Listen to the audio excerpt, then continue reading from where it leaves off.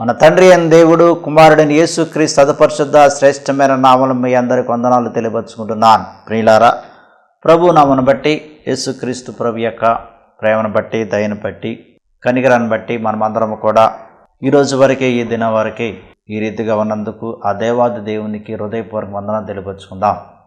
దేవుడు గొప్పవాడు. ఆయన సర్వలోక సృష్టికర్త. ఆయన ఈ భూలోకాన్ని, ఆకాశాన్ని, సమస్తమును అంతటా కూడా సృష్టించినవాడు. ఆయన లేకుండా మనము లేం. ఆయన్ని నరును కూడా తన రూపంలో, తన పోలికలో తయారు చేశాడు. కాబట్టి ఎవరు గొప్పవారు అంటే సృష్టికర్త గొప్పవాడు. మనుషులు, మానవులు ఈ భూలోకములో ఎంత మేధావులైనా, ఎంత జ్ఞానులైనా, ఎంత పండితులైనా, ఎంత సంపన్నులైనా వారు కొంతకాలం మాత్రమే ఇహలోకములో గొప్పవారిగా పరిగణింపబడతారు. వారు జీవించినంత కాలంలో తమకు తామే గొప్పవాళ్ళుగా పరిగణింపబడతారు. కానీ ఒక్కసారి మరణించారు అంటే వారి గొప్పతనము, వారి జ్ఞానము, వారి యొక్క సంపద, వారికి ఉన్నటువంటి అన్నీ కూడా మరణించిన తర్వాత పోతాయి అన్నమాట. కాబట్టి ప్రియులారా, గొప్పవాడు అంటే ఆ దేవుని మనము ఎప్పుడూ ఎల్లప్పుడూ స్మరించుకుంటూ, ఎప్పుడూ ఎల్లప్పుడూ జ్ఞాపం చేసుకుంటూ, ఎప్పుడూ ఎల్లప్పుడూ ఆయనకి మనము కృతజ్ఞతలు, ఎప్పుడూ ఎల్లప్పుడూ ఆయనకి మనము స్తోత్రమును తెలియపరుచుకుంటూ జీవించాలి. ఎందుకంటే దేవుడు ఇహలోకములో ప్రతి ఒక్క మనిషికి, ప్రతి ఒక్క మానవుడికి ఒక మంచి జీవితాన్ని అనుగ్రహించాడు. ఇహలోకములో ఆయన ఇచ్చినటువంటి జీవితము ఒక అద్భుతమైనది, ఒక ఆశ్చర్యకార్యమైనది అన్నమాట. తల్లి ఏ విధంగా అయితే తన యొక్క బిడ్డని గర్భములో నుంచి ఈ భూలోకానికి కనటానికి, పుట్టడానికి సహాయం చేస్తుందో, ఎప్పుడైతే బిడ్డ ఈ భూలోకంలో జన్మిస్తాడో, ఈ భూలోకంలో బయటకు వచ్చి భూలోకాన్ని చూస్తాడో ప్రియులారా, అప్పుడే అద్భుతమైనటువంటి లోకాన్ని ఆ చిన్న బిడ్డ చూడగలుగుతాడు. ఈ అద్భుతమైన భూలోకంలో ఆ బిడ్డ జీవించగలుగుతాడనమాట. మరి ఈ అద్భుతమైన భూలోకంలోనికి ఒక బిడ్డ రావటానికి, ఈ అద్భుతమైన భూలోకంలో ఒక బిడ్డ జన్మించడానికి, ఈ అద్భుతమైన భూలోకంలో ఒక బిడ్డ జన్మించి పుట్టి తన యొక్క జీవితాన్ని కొనసాగించడానికి కారణభూతుడంటే వారు ఎవరంటే దేవుడే అన్నమాట. ఆయన లేకుండా ఏది కూడా జరగదు. ఆయన లేకుండా ఏమీ కూడా సంభవించదు. ఆయన లేకుండా ఏది కూడా ఈ భూలోకములో ఎవరు కూడా చేయలేరు. కాబట్టి సమస్తము సాధ్యమైనటువంటి దేవుడు మనకున్నాడు. ఆ సాధ్యమైనటువంటి దేవుని యందు విశ్వాసం ఉంచి, ఆ సాధ్యమైన దేవుని నమ్మించి మనం జీవించాలి. ఈరోజు దేవుని వాక్యం మనం వినేది, ఆలకించేది ఏమిటంటే, ఒక పుట్టిగుడ్డివాడు త్రోవ ప్రక్కన వాడు అడుక్కుంటున్నాడు, భిక్షం అడుక్కుంటున్నాడు. ఇది లూకాసు వార్త 18వ అధ్యాయము 35వ వచనం మనం చదువుకున్నట్లయితే, ఆయన యెరికో పట్టణమునకు సమీపించినప్పుడు ఒక గుడ్డివాడు త్రోవ పక్కన కూర్చుండి భిక్షం అడుగునుచుండెను. చూడండి ప్రియులారా, యేసుక్రీస్తు ప్రభు తరచుగా యెరికో పట్టణమునకు వెళ్ళాడు అని, ఆయన యెరికో పట్టణంలో అనేకమైనటువంటి అద్భుతాలు, ఆశ్చర్యకార్యాలు చేసి ఉన్నాడని, మరి యెరికో పట్టణంలో మరి అనేక మంది మార్గ మధ్యంలో కూడా దొంగలు ఉన్నారు అని బైబిల్ గ్రంథంలో రాయబడి ఉంది. ఆ రోజుల్లో ఎక్కువ మంది దొంగలు యెరికో పట్టణానికి వెళ్ళే సమయంలో దొంగలు ఉండి మరి వస్తువులు కానీ, ధనము కానీ, బంగారము కానీ ఏవైనా సరే దోచుకునేవారు అని, మరి యెరికో పట్టణ మార్గంలోనే మరి మనుషులను కొట్టి అనేకమైనటువంటి దొంగతనాలు జరిగాయని బైబిల్ గ్రంథంలో కూడా రాయబడి ఉంది. కాబట్టి యేసుక్రీస్తు ప్రభు మరి ఆ యెరికో పట్టణమునకు వెళుచున్నప్పుడు పుట్టిగుడ్డివాడు అయినటువంటి ఒకడు రోడ్డు పక్కన కూర్చుండి భిక్షం అడుగుచుండెను. చూడండి ప్రియులారా, భిక్షం అడుగుట ఈ రోజుల్లోనే కాదు, లేదా కొన్ని సంవత్సరాల క్రితమే కాదు. ఈ భిక్షం అడుగుట ఎన్నో వేల సంవత్సరాల నుంచి ఉందన్నమాట.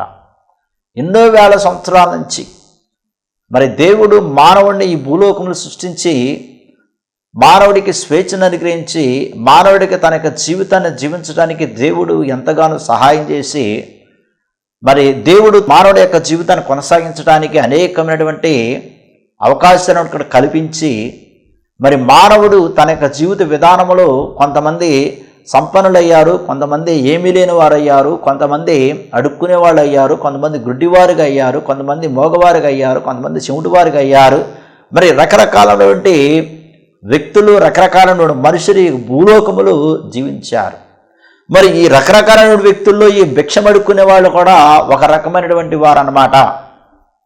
ఈ భిక్షం అడుక్కునే వాళ్ళు ఇప్పుడు కొన్ని వేల సంవత్సరాల నుంచే మరి భిక్షం అడుక్కుంటూ జీవిస్తున్నారు. అందుకనే ఇక్కడ రోడ్డు ప్రక్కన కూర్చుని భిక్షం అడుక్కునేవాడు ఒకడున్నాడు. వాడు భిక్షం అడుక్కుని వాడు జీవిస్తున్నాడు. వాడు భిక్షం అడుకుని తన యొక్క జీవితాన్ని కొనసాగిస్తున్నాడు. అయితే మరి యేసుక్రీస్తు ప్రభు ఆ భిక్షం అడుకునేటువంటి వాడి ముందు నుంచే వెళుచున్నాడు అని ఏమి విన్నాడంటే శబ్దాన్ని విన్నాడు, చప్పుడు విన్నాడు. జన సమూహంలో దాడిపోతున్నప్పుడు వాడు చప్పుడు విని, చూడండి ప్రియులారా, వాడు ఏమన్నాడంట? చప్పుడు విన్నాడు. ఆ చప్పుడు ఎవరిది అంటే దేవుని చప్పుడు అన్నమాట. ఆది నుండి మానవుడు దేవుని యొక్క స్వరాన్ని వినాలని ఎంతో త్రాపితపడ్డాడు. ఆది నుండి మానవుడు దేవుని చూడాలని త్రాపితపడ్డాడు. ఆది నుండి మానవుడు దేవునితో ముఖాముఖిగా మాట్లాడని త్రాపితపడ్డాడు. కానీ దేవుడు ఆది నుండి కూడా ఎవరితో కూడా ముఖాముఖిగా మాట్లాడలేదు, ప్రత్యక్షంగా మాట్లాడలేదు. కానీ దేవుడు మబ్బుల రూపంలో, మేఘాల రూపంలో, అగ్ని రూపంలో, జలముల రూపంలో తన యొక్క స్వరాన్ని వినిపించాడు. ప్రియులారా, స్వరాన్ని వినిపించాడు. మొట్టమొదటిగా ఆదాము దేవుని యొక్క స్వరాన్ని విన్నాడు, దేవుని యొక్క మాటను ఆలకించాడు. దేవుని ఎప్పుడు కూడా ఆదాము నేను దేవుని చూశాను అని బైబిల్ గ్రంథంలో కూడా మొట్టమొదటి ఆదాము చెప్పలేదు. ప్రియులారా, దేవుడు వచ్చి మాట్లాడుతూ ఆదాముకి చెప్పవలసిన విషయాలు చెప్పుచూ వెళ్ళాడే, కానీ స్వయంగా ఆదాముతో మాట్లాడేటట్టు, స్వయంగా ఆదాముతో ముఖాముఖిగా మాట్లాడుతున్నట్టు ఎక్కడ కూడా బైబిల్ గ్రంథంలో రాయబడలేదు. ఏ శాస్త్రవేత్త కూడా చెప్పలేదు, ఏ వేద పండితులు కూడా చెప్పలేదు. ప్రియులారా, మరి ఆదాముకి కావలసినవన్నీ కూడా దేవుడు తన యొక్క స్వరముతో, తన యొక్క మాటలతో, తన యొక్క పలుకులతో తెలియపరుచుకుంటూ వచ్చాడు.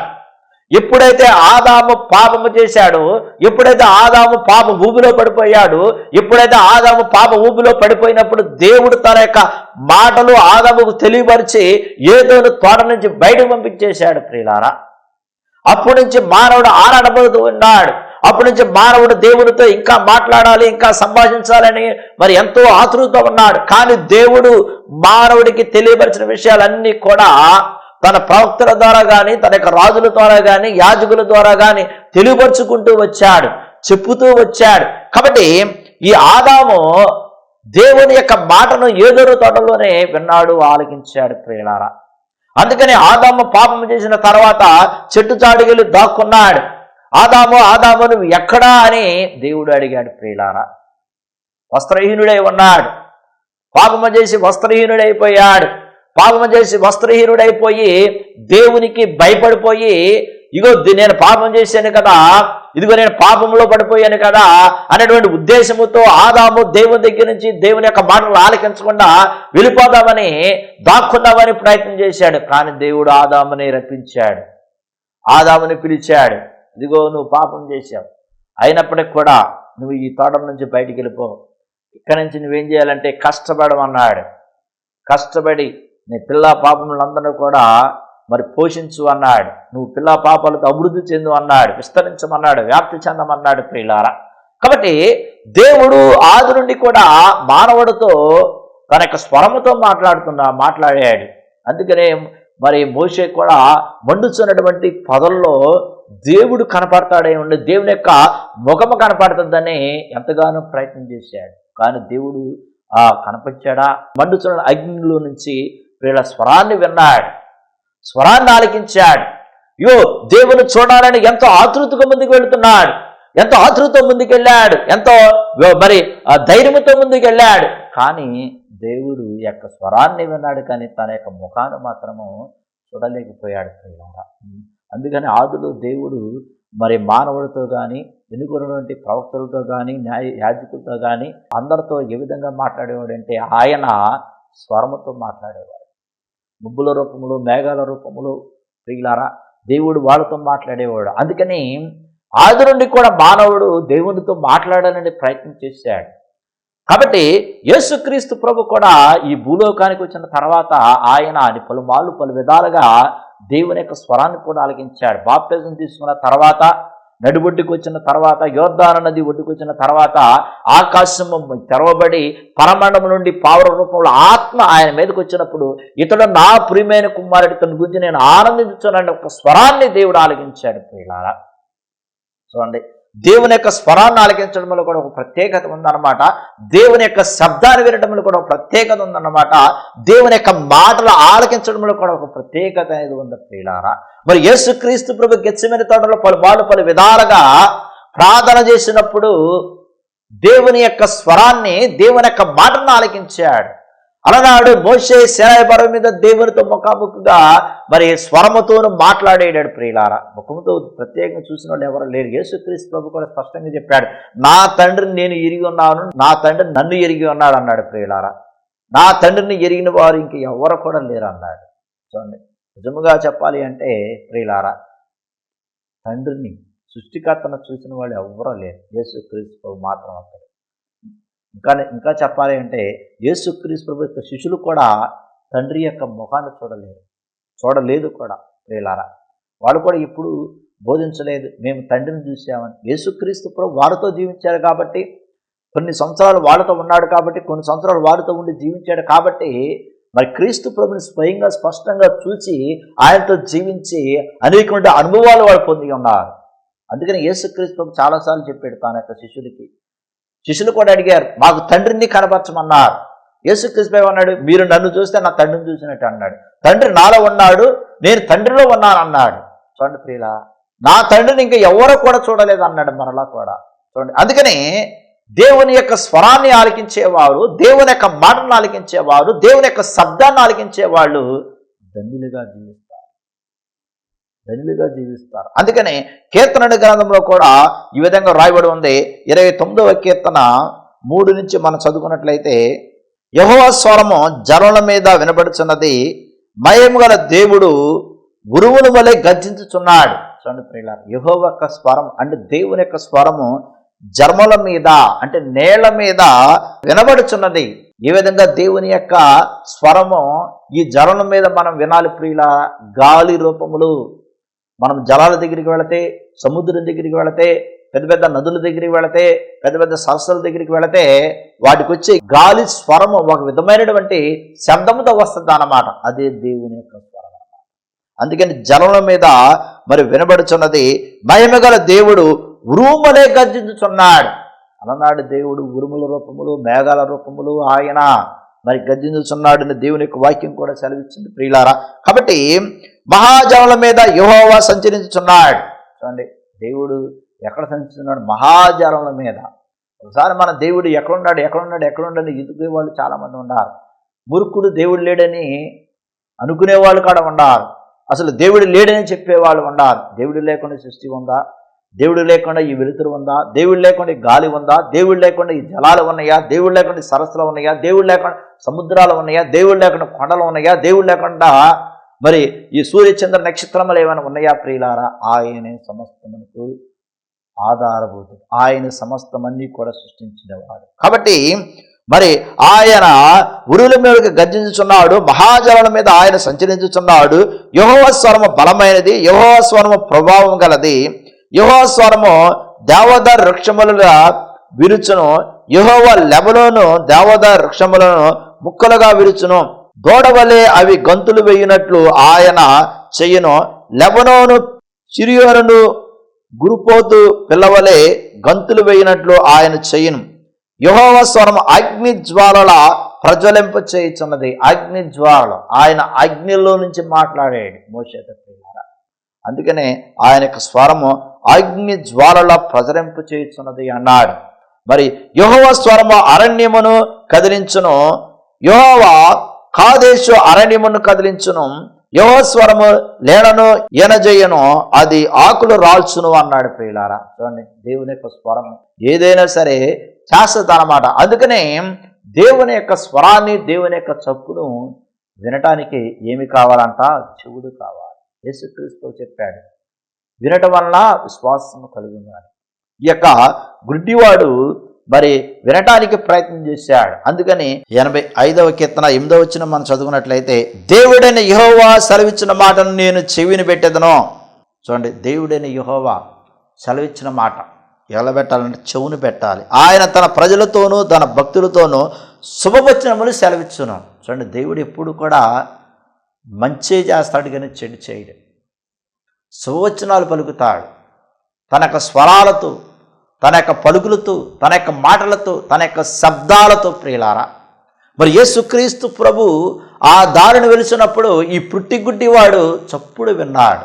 ఆ చప్పుడు తన యొక్క జీవితాన్ని మార్చింది. ఆ చప్పుడు తన యొక్క జీవితంలో ఉన్నటువంటి గుడితనాన్ని తీసివేసింది. ఆ చప్పుడు వాడికి ఒక మంచి జీవితాన్ని ఇచ్చింది ప్రియులారా. కాబట్టి మనము ఏ విధంగా ఈ యొక్క చప్పుడును వింటున్నాం, ఏ విధంగా దేవుని యొక్క స్వరాలను వింటున్నాం, ఏ విధంగా దేవుని యొక్క పలుకులు వింటున్నాం, ఏ విధంగా దేవుని యొక్క మాటలు మనం ఆలకిస్తున్నాం. కాబట్టి మరి దేవుడు తన యొక్క స్వరాలతోనూ, తన యొక్క చప్పులతోనూ, తన యొక్క శబ్దాలతోనూ, తన యొక్క జలాలతోనూ ప్రియులారా, అగ్ని జ్వాలలతోనూ ఆయన మానవుడితో మాట్లాడతాడు. దేవుడు మాట్లాడే రూపాలు అనేకమైన ఉన్నాయి ప్రియులారా. అనేక రూపాలతో ఆయన మాట్లాడతాడు. యేసుక్రీస్తు ప్రభుతో చాలాసార్లు మాట్లాడాడు. అనేక సార్లు పలుమార్లు పలు విధాలుగా ఆయన మాట్లాడాడు. తన యొక్క స్వరాలతో మాట్లాడాడు, తన యొక్క పలుకులతో మాట్లాడాడు ప్రియులారా. కాబట్టి యోహాను సువార్త 10వ అధ్యాయము 27 నుంచి మనం చదువుకున్నట్లయితే, నా గొర్రెలు నా స్వరం వినును, నేను వాటిని నెరుగుదును అన్నాడు. చూడండి, ఎవరు దేవుని యొక్క స్వరాన్ని వింటారు? నా గొర్రెలు నా స్వరం వినును, నేను వాడిని నెరుగుదును, అవి నన్ను వెంబడించును అన్నాడు. చూడండి, పుట్టిగుడ్డేవాడు మరి దేవుని యొక్క చప్పుడు విన్నాడు అంటే ఎవరికి సంబంధించిన వాడంటే దేవునికి సంబంధించిన. అందుకనే నా గొర్రెలు నా స్వరము వినును అన్నాడు ప్రియులారా. ఆయనకు సంబంధించిన వారు, దేవుని ఎరిగిన వారు, దేవుని శ్వాసముతో జీవించేవారు ఎప్పుడు ఆయన యొక్క స్వరాన్ని విందామా, ఎప్పుడు ఆయన యొక్క మాటలు విందామా, ఎప్పుడు ఆయన యొక్క పలుకులు విందామని ఆతృతతో ఉంటారు, ఆశతో ఉంటారు, కోరికతో ఉంటారు, నమ్మికతో ఉంటారు, విశ్వాసముతో జీవిస్తారు ప్రియులారా. అందుకని అవి నా స్వరం వినును, నేను వాటిని ఎరుగుదును అన్నాడు. చూడండి, దేవుడు మనల్ని ఎరుగుతాడు. ఆయన సమస్తం ఎరిగినవాడు. మనమందరం కూడా దేవుని యొక్క దృష్టిలో ఉన్నటువంటి వారమే. దేవుడు మనందరం కూడా పేరు పెట్టి పిలిచి ఉన్నాడు. పేరు పెట్టి మనల్ని ఆయన ఇహలోకంలో మనల్ని నిలబెట్టి ఉన్నాడు. పేరు పెట్టి ఆయన ఇహలోకంలో మనల్ని జీవింపజేస్తున్నాడు.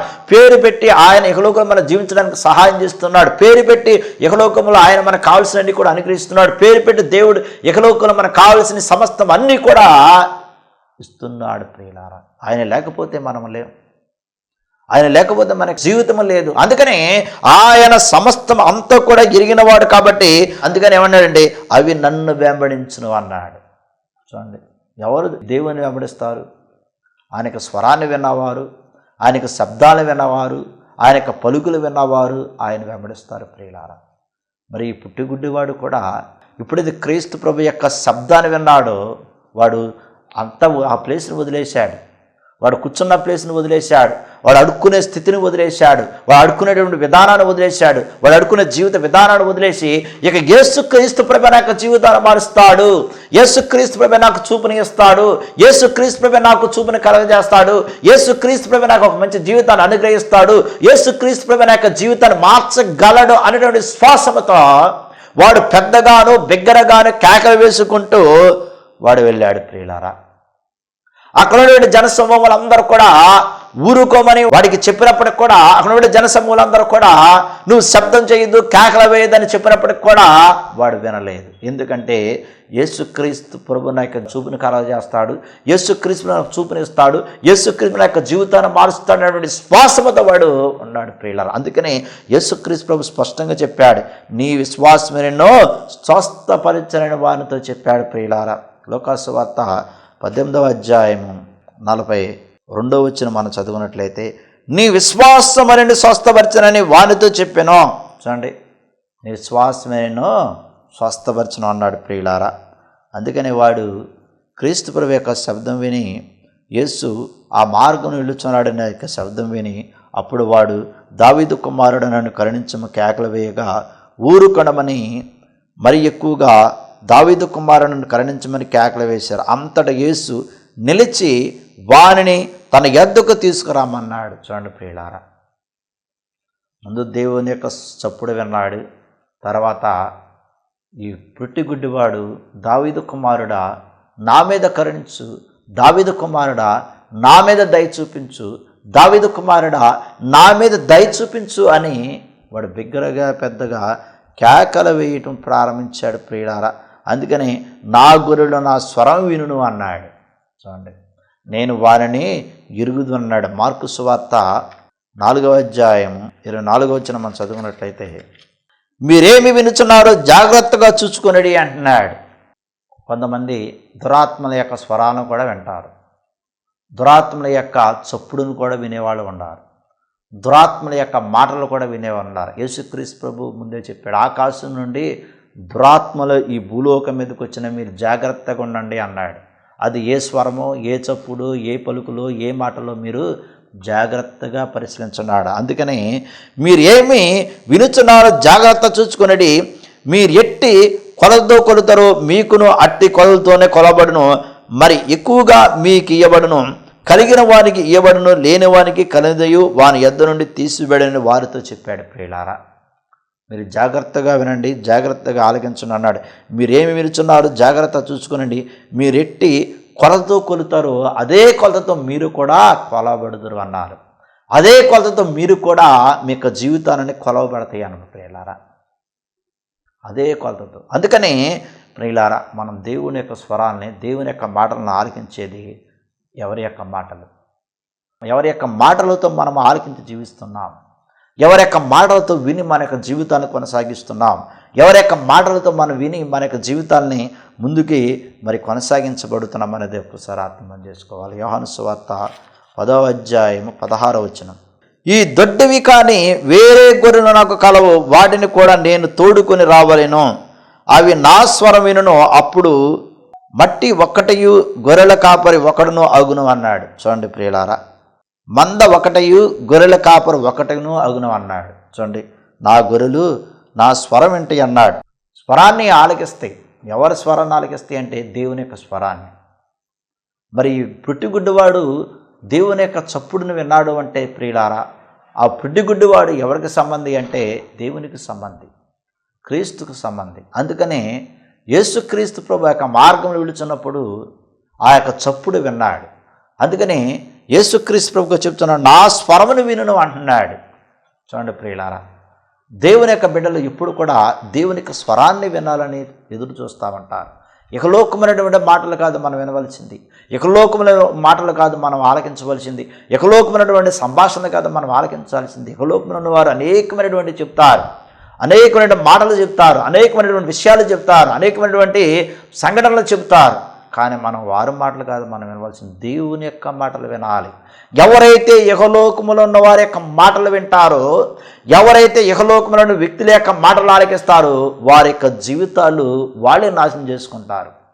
వారు విన్న మాటలను బట్టి, వారు ఆలకించిన మాటలను బట్టి వారి జీవితాలు వారే నాశనం చేసుకుంటారన్నమాట. వారి యొక్క జీవితాలు వారే నాశనం చేసుకుని ప్రియులారా గోతులో పడతారన్నమాట. ప్రియులారా, వారు గొయ్యి వాళ్ళే తవ్వుకుంటారన్నమాట. అందుకనే మనం ఎవరి మాటలు ఆలకించాలి, ఎవరి యొక్క స్వరాన్ని ఆలకించాలి, ఎవరి యొక్క పలుకులను ఆలకించాలంటే దేవుని యొక్క మాటలు ఆలకించాలి, దేవుని యొక్క పలుకులు మనం ఆలకించాలి. దేవుని యొక్క మాటలు విని ఆలకించి మనం జీవిస్తేనే మన యొక్క జీవితంలో శాంతి సమాధానం ఉంటుంది. ప్రియులారా, మన యొక్క జీవితంలో శాంతి సమాధానంతో జీవించగలుగుతాం. శాంతితో సమాధానంతో మనం జీవించాలి అంటే దేవుని యొక్క మాటలు వినాలి, దేవుని యొక్క మాటలు మనం ఆలకించాలి, దేవుని యొక్క పలుకులు మనము వింటూ ఆలకిస్తూ మనం జీవించాలి అన్నమాట. అందుకని యాకోబు పత్రిక 1వ అధ్యాయము 19వ వచనం మనం చదువుకున్నట్లయితే, నా ప్రియ సహోదరులారా, మీ ఈ సంగతులు ఎరుగుదురు గనుక ప్రతి మనుష్యుడు వినుటకు వేగరపడువాడును, మాట్లాడేటకు నిదానించువాడును, కోపించుటకు నిదానించువాడునే ఉండవలను అంటున్నాడు. చూడండి ప్రియులారా, వినుటకు ఏం చేయాలంటే వేగిరపడాలి, దేవుని యొక్క మాటలు ఆలకించడానికి ఆసక్తి పడాలి, నిదానంగా మాట్లాడాలి, కోపగించకూడదు అంటున్నాడు. ప్రియులారా, తన కోపమే తనకు శత్రువు అన్నారు. కాబట్టి కోపించకుండా నిదానంగా దేవుని యొక్క మాటలు ఆలకించడానికి, దేవుని యొక్క స్వరాన్ని మనం ఆలకించడానికి, దేవుని యొక్క చప్పుడు మనం ఆలకించి ఆ చప్పుడు వినటం ద్వారా శ్వాసను పెంచుకుని దేవుని యొక్క నామములో అనేక అద్భుతాలు ఆశ్చర్యకార్యాలు పొందాం. దేవుడి యొక్క వాక్యం దీవించి మహిమపడును గాక. ఆమేన్. ప్రార్థన చేసుకుందాం.